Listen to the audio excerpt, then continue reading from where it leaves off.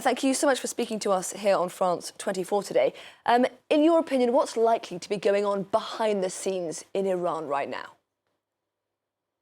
What has already started is the maneuvering to determine not only the interim period of rule for the next 50 days, but who the regime will designate as Raisi's successor in the managed elections that have to be held at that time in July.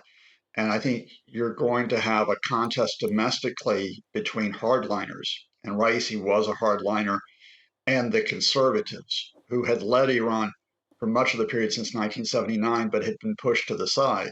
One of those conservatives would be the current parliament speaker, Mohammed Halabaf. But of course, along with that maneuvering for the elections, you have the immediate serious economic and social issues that you heard about in the report. You know, the nationwide protest for women's rights since 2022, an Iranian economy in which a currency is at a historic low, serious issues with inflation and unemployment, and of course, the continuing US-led sanctions. And just how much power does the Iranian president wield within Iran? Because, of course, this is a system that's headed up by the supreme leader.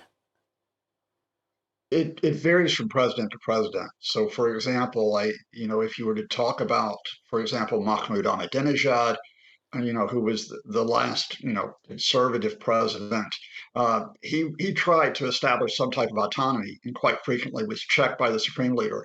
The centrist president, Hassan Rouhani, from 2013 to 2021, very much tried to pursue political reforms, tried to pursue a different type of Iranian foreign policy, but he, in essence, was put in a box by the supreme leader and other elements of the Iranian establishment.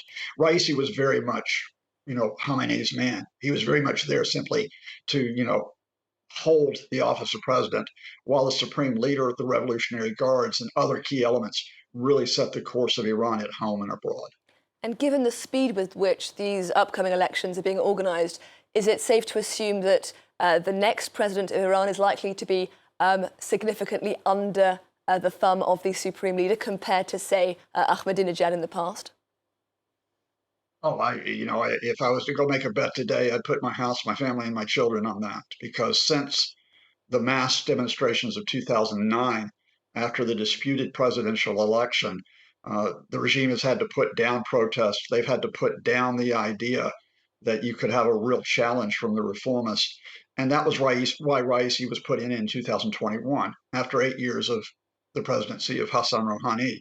So no, the Guardian Council is sort of a watchdog for the elections, and it will disqualify any candidate which is seen as a threat to the supreme leader's interest. Now, of course, voter turnout in the last Iranian elections was significantly down on previous years. Would you expect to see something similar from these upcoming elections? Absolutely. I mean, to give you the comparison, when you had that hope in Iran you could get change through the presidency under Hassan Rouhani, turnout was more than 70%.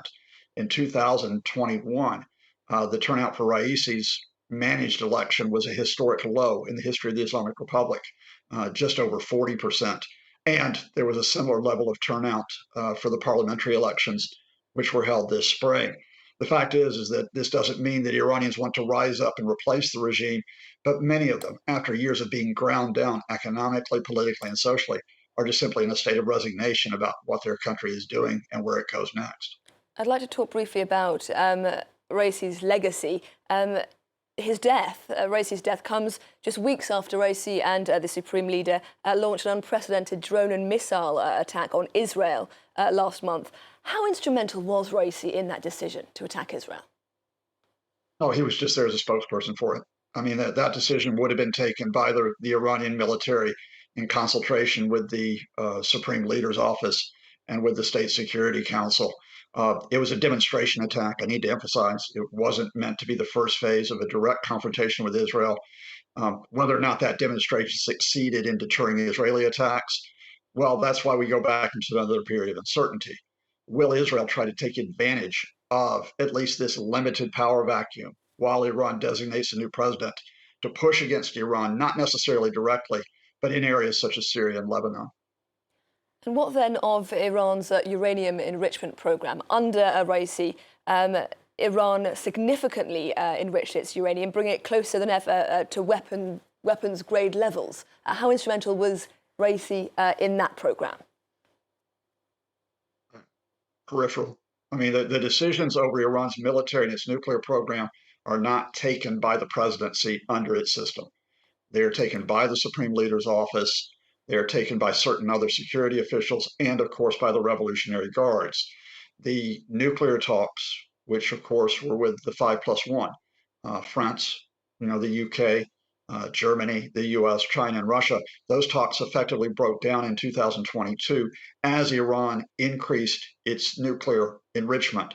Uh, Iran at this point is not producing uranium, which could be sufficient for a warhead. It could do so if it chose to do so. But of course, the wider issue is that there's no sign in sight that we're going to have a return to the negotiating table over the future of that nuclear program. Now, the Supreme Leader in recent minutes said that Iran will continue to function as normal in the wake of Raisi's death. How would you expect Iran to mark Raisi's death in the coming days? The regime will rally this as an attempt to show that it has legitimacy and that it has mass support.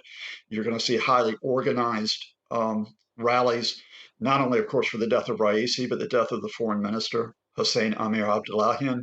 You're going to see religious services over the next few days continue to proclaim that Raisi was this loyal servant to the Supreme Leader and to the Islamic Republic. And there will be a lot of people who will turn out. Not all Iranians, dislike the regime. But of course, what the regime is very concerned about and why it made those statements that things will continue as normal is a lot of Iranians, of course, have expressed their dissatisfaction in recent years. And what the regime does not want to see as it marks Raisi's death is they do not want to see any sign of the protest that we had, especially in 2022 and 2023. And would you expect opponents of the regime to use this as an opportunity to take to the streets to reignite those protests that we have seen in recent years? No, I wouldn't, because I think there's two factors here. One is that the regime has been very aggressive in trying to, suppress those protests. We're talking about thousands of people who have been detained. We're talking about hundreds who have been killed. We're talking about a movement for rights and reform, including women's rights, including political and economic rights, that has not been crushed, but it is very much trying to reorganize. And also, I just don't think it's politically very wise to come out and seek direct confrontation while Iran is officially in a period of mourning. Scott Lucas, Professor of US and International Politics at the Clinton Institute, thank you very much for your time